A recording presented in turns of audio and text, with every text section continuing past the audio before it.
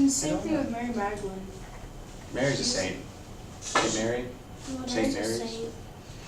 We're named after The mother of Christ. A saint Mary Good. Magdalene, Is- she is saint. Mary Magdalene. A saint is more observed in the Catholic Church than the Lutheran Church. The saints that we're talking about. But Lutherans also think that everybody is simultaneously or at the same time a saint and a sinner. I have to check and see if there's anything in Catholicism that would have Lydia as a saint. So we get, the video had a very expanded picture of Lydia than what we have in the New Testament. If you'll turn to the book of Acts, chapter 16, you'll see just what we have. So I'm not sure what other material their story came from. There are lots of things that were written about that same time that didn't make it into what we call the Bible, so, but I haven't had a chance to look at that. So, chapter 16, 1824 is the page.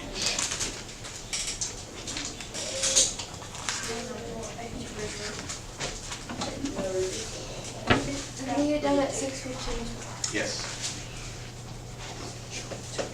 Where did we stop? So we're going to pick up Dane and Luke. Yeah, here. So, verse 11.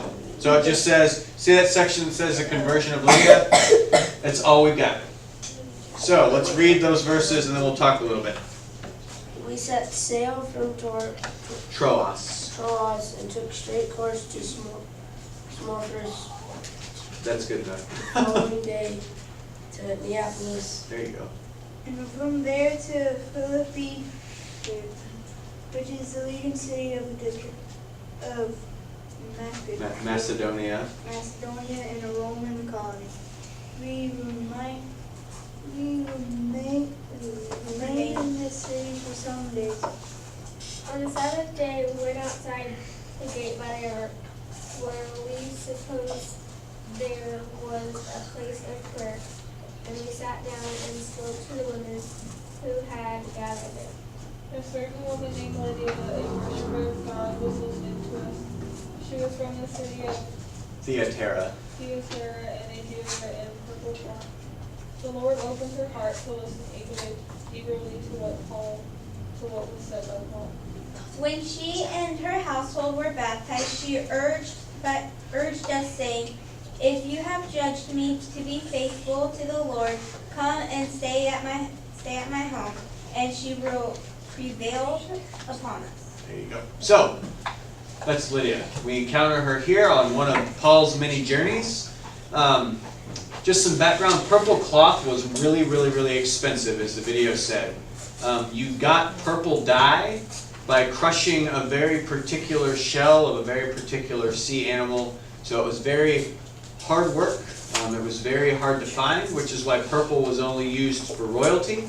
It was very, very expensive stuff. So that's where we think, if she's a dealer of purple cloth, Lydia is someone with lots of financial means. And so here we see her conversion. She already is someone that's got some kind of relationship with God. There, as it says in, what was that, verse 13? No, 14, a certain woman named Lydia, a worshiper of God. So there's some relationship there already. She hears the good news of Jesus Christ from Paul and joins the movement. And then we get the one-off line, "You can stay at my home." It's people like Lydia then that are supporting Paul's journeys, because Paul travels lots and lots and lots. We'll look at some maps this weekend. We don't have a chance to this evening. But Lydia serves for us as a model of the importance for women in supporting the movement.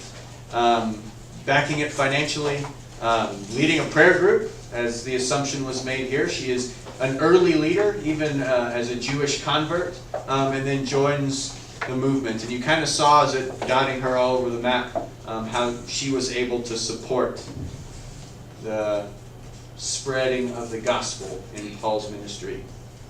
So, 3 visions of characters in the Bible that we often rush through and overlook. Pontius Pilate, a complicated character who has a role as a Roman leader in the trial of Jesus. Mary Magdalene, the first apostle, the first witness of the resurrected Christ.